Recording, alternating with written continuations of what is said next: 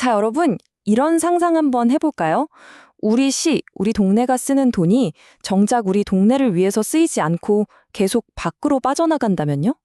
이게 그냥 상상이 아니라 실제로 인천시에서 벌어지고 있는 일입니다.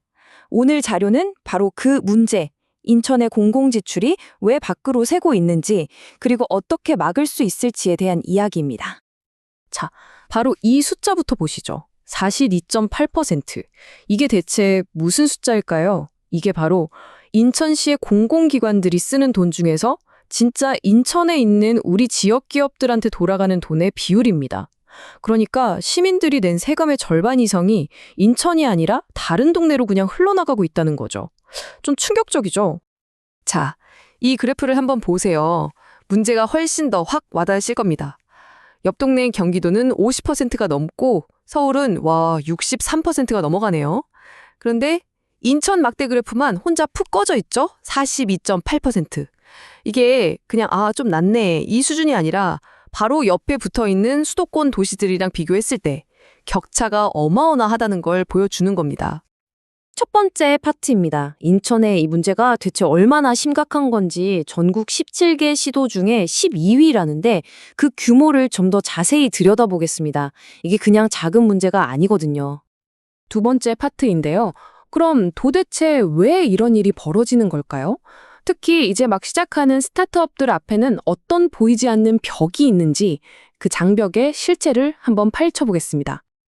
이거 보세요. 기업들이 뭐가 제일 힘드냐고 물었더니 답이 딱 정해져 있습니다. 돈 문제, 그러니까 자금 조달이나 경영비 부담, 투자 유치 어려움. 이게 거의 거대한 선처럼 떡 버티고 있는 거예요. 이런 상황에서 아시다시피 작은 회사가 무슨 돈이 있어서 막 혁신 기술에 투자하고 대기업이랑 경쟁하고 이건 정말 맨주먹으로 싸우라는 거나 마찬가지 아니겠어요? 그리고 여기에 진짜 풀기 힘든 문제가 하나 더 있습니다. 바로 경험의 덫이라는 건데요. 이게 뭐냐면 일종의 딜레마예요. 계약을 따내려면 우리 이런 거 해봤어요 하는 실적이 있어야 하는데 아니 계약을 해봐야 실적이 쌓이는 거잖아요. 그쵸?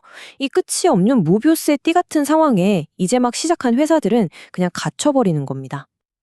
자, 그럼 정리를 한번 해볼까요? 신생기업들 앞을 가로막는 거대한 장벽 3가지입니다. 첫째, 경험의 덫. 그러니까 과거 실적이 없으면 아예 기회조차 없는 거고요. 둘째, 서류는 왜 이렇게 복잡하고 절차는 왜 이렇게 어려운지 행정의 미로에 빠져버리는 거죠. 그리고 마지막으로 정보의 단절. 정작 물건을 사야 하는 공공기관에서는 우리 동네에 이렇게 좋은 기술을 가진 회사가 있는지도 모르는 경우가 대반이라는 겁니다.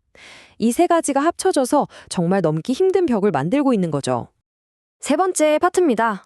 자, 그런데 문제가 있으면 또 해결책도 있겠죠? 사실 방법이 아예 없는 건 아닙니다. 이미 우리 시스템 안에 잠자고 있는 해결책들이 있거든요. 그걸 한번 깨워보겠습니다. 공공조달 시전을 보면요. 크게 2가지 종류의 지원 제도가 있어요.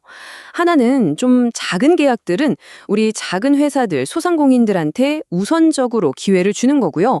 또 다른 하나는 아예 법으로 정해놓은 겁니다. 공공기관은 전체 구매액의 최소 15%는 무조건 혁신적인 기술 개발 제품을 사줘야 한다. 이런 의무 구매 제도죠.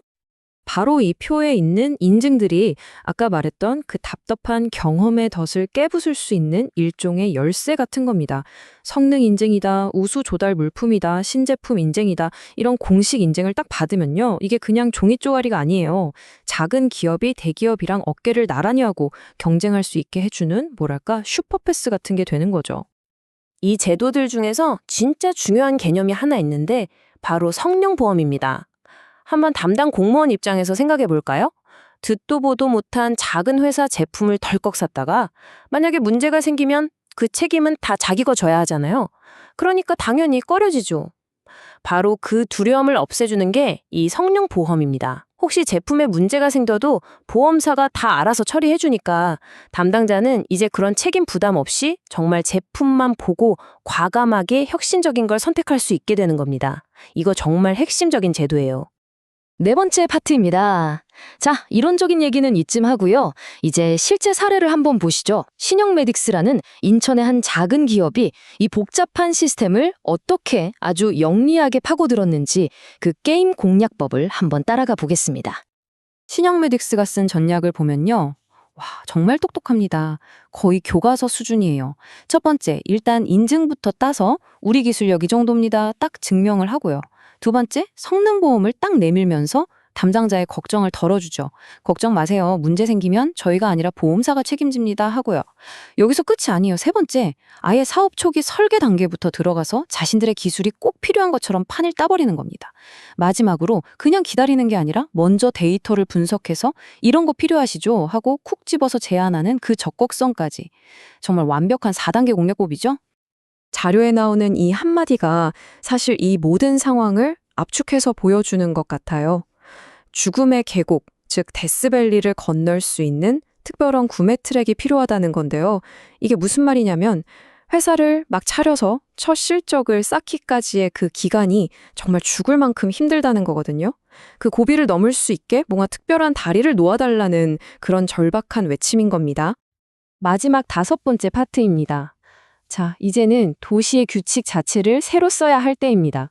신영메딕스 같은 똑똑한 기업이 한두 개 나오는 걸로 끝날 게 아니라 이런 기업들이 계속해서 나올 수 있는 환경, 즉 시스템을 만들어야 한다는 거죠. 어떻게 그 규칙을 바꿀 수 있을까요?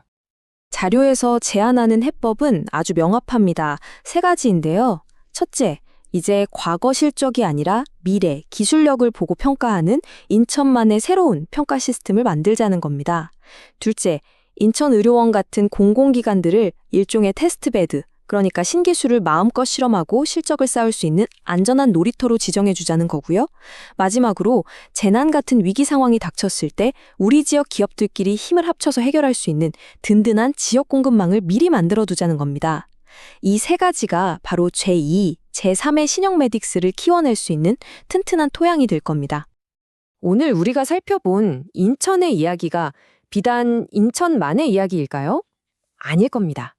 오늘 본 이 사례처럼 어쩌면 여러분이 살고 있는 바로 그 도시의 경제 규칙을 바꾸는 그 시작점도 아주 작지만 똑똑한 로컬 챔피언 한 명에게서 시작될 수 있지 않을까요? 여러분의 도시에는 과연 누가 그 챔피언이 될 수 있을까요? 한 번쯤 생각해 보시면 좋겠습니다.